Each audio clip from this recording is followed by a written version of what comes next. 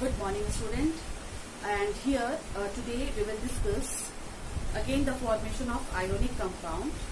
And here you can see here I will show you the formation of ionic compound, that is sodium oxide, by the transfer of electron. Okay, how the transfer previously I have explained you with the example of sodium chloride, and today we will see it with sodium oxide, how transfer of electron takes place and how bond formation takes place and what is the nature of this type of compound. See children, when we will see the electronic configuration of sodium and oxygen, you all are knowing the atomic number of sodium is 11 and oxygen it is 8.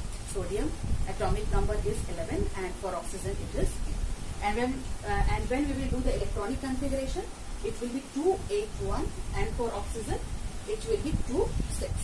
See children, from the electronic configuration you will know that sodium, after releasing one electron, it will attain stable electronic configuration.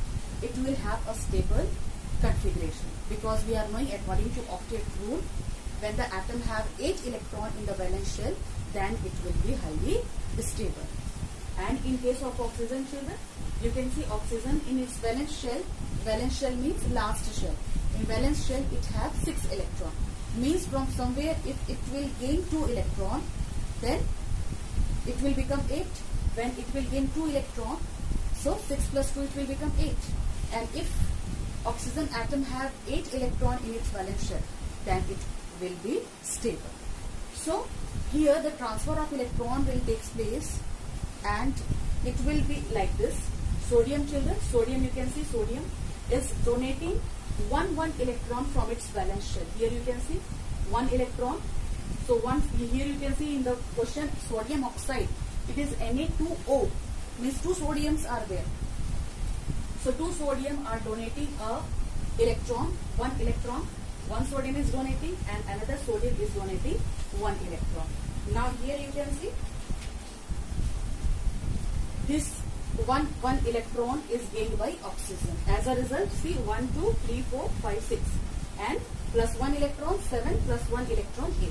Now oxygen is having 8 electron in its valence shell, as well as sodium is also having 8 electron in its valence shell. Okay, when you will do the electronic configuration children, it will be like this. Na plus means 2, 8 and oxygen 2 minus, it will be 2, 8. Means, see children, this is your cation and this is anion. Cation and anion.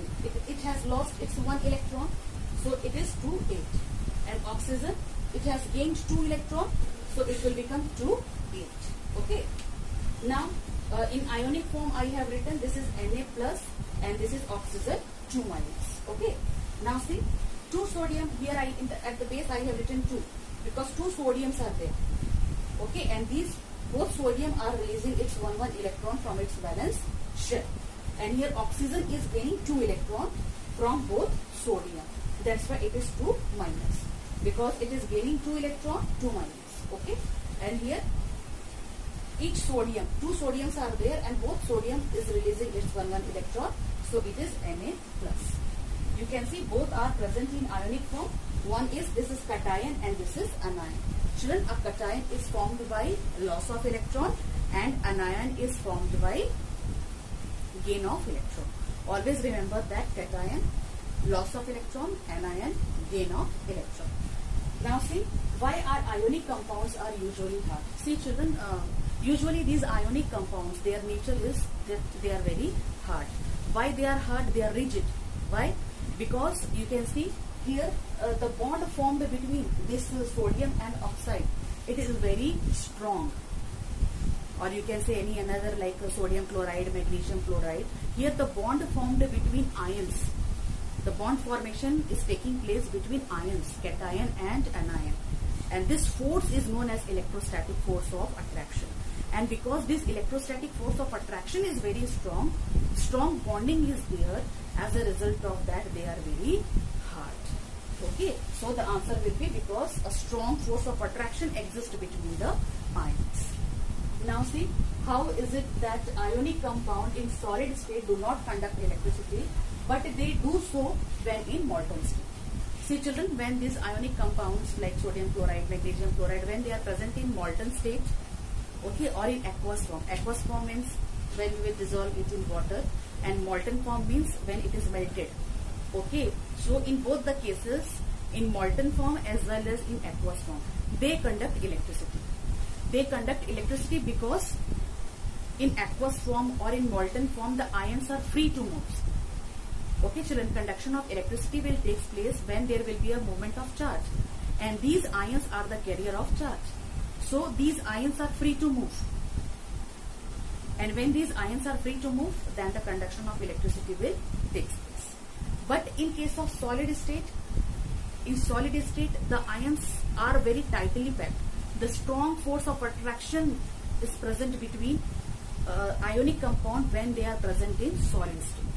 So because of the strong force of attraction in solid state, the ions are not free to move.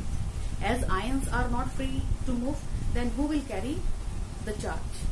Okay, if there will be no movement of ion, then conduction of electricity is not possible. So they do not conduct electricity in solid state because ions are not free to move. But in molten state and in aqueous form, the ions are free to move. As a result, the conduction of electricity takes place. So children, as a result of that, once again I have given you an example of sodium oxide. Previously I have explained to you sodium chloride. On the basis of that, your homework is, you will show me the bond formation in all these compounds. How gaining and losing of electron will take place from the dot structure.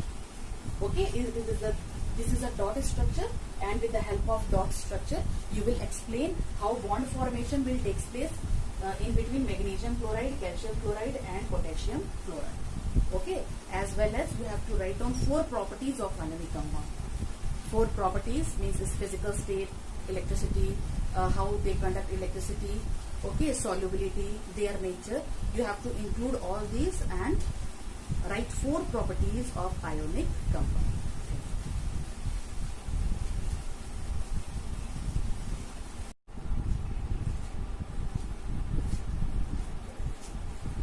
Okay children, here we will see application of displacement reaction.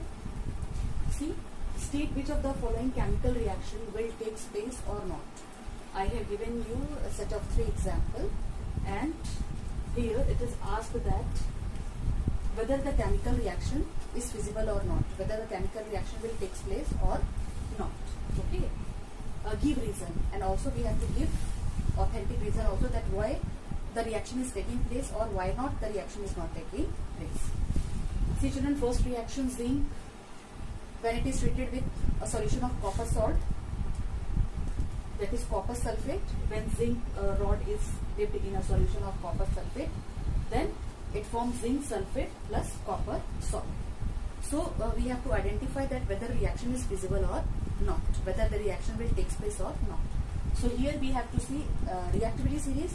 If the element, if the metal is more reactive than copper, if zinc will be more reactive than copper, then it will able to displace it from its salt solution. Okay, again I am repeating, if zinc is more reactive than copper, then only it will displace it from its salt solution. So here what we have to do, here we have to remember the reactivity series, or you can say activity series. Okay, see, I have written this activity series so that you can identify from this series. This is potassium, sodium, calcium, magnesium, aluminium, zinc, iron, lead, hydrogen, copper, silver, gold and platinum. So children, these are the elements of activity series. Okay, it has been arranged, see, from top to bottom the reactivity decreases. Okay, means the element which is present down in the activity series, they are less reactive as compared to the element present to the upper part of the activity series. Now see, these are the metals. These are the metals, that is potassium, sodium, calcium, magnesium, aluminium, zinc, iron, lead, which is more reactive than hydrogen. And these elements, copper, silver, gold, platinum, these are the metals which are less reactive as compared to hydrogen. We are comparing it with respect to hydrogen. Okay, now see, this zinc is present here. Zinc is present here, and copper is present here. See, zinc is present higher in the activity series, means zinc is more reactive than copper. You can see copper is less reactive. Top to bottom the reactivity series is decreasing, means copper is less reactive and zinc is more reactive, means zinc can displace copper from its salt solution. So this reaction will be feasible.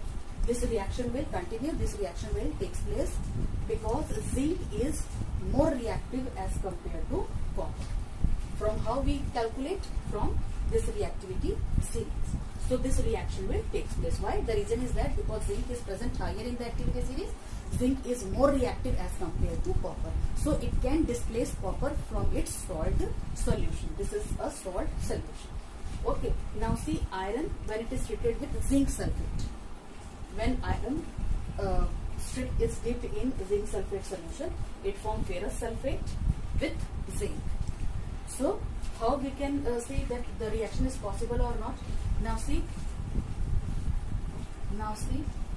this is zinc and this is iron. Iron, where iron is present just below. See, iron is present lower in the activity series and zinc is present higher in the activity series. Means zinc is more reactive as compared to iron. Okay, zinc can displace iron from its salt solution. Why? Because from activity series we come to know that zinc is more reactive than iron. So zinc is more reactive than iron, then it can displace iron from the salt solution. But here the question here, it is different. Here it is asked that iron plus zinc sulfate, means can iron displace zinc from its salt solution? Okay, here you can see this is iron and this is zinc. Iron is less reactive as compared to zinc. Okay, or you can say zinc is more reactive than iron. Okay, so here this reaction is not possible. Why? Because iron is less reactive as compared to zinc. You can see iron is present below in the activity series and zinc is present above in the activity series. Okay, so zinc is more reactive. So here zinc is more reactive, iron is less reactive. So in any case iron is not able to displace zinc from its salt solution. So this reaction is not going to take place. Okay, and see the third reaction, zinc plus iron sulfate. Okay, you can see zinc plus iron. Right now I have explained you. Zinc is more reactive than iron. You can see zinc is present above in the activity series and iron is present below to it. Means the metal which is present higher in the activity series can displace the metal present lower in the activity series. Okay, the higher one can displace the lower one. Okay, the higher reactive metal can displace the metal present below to it. Means zinc plus iron sulfate, okay, or ferrous sulfate, it will form zinc sulfate plus iron. Means this reaction is going to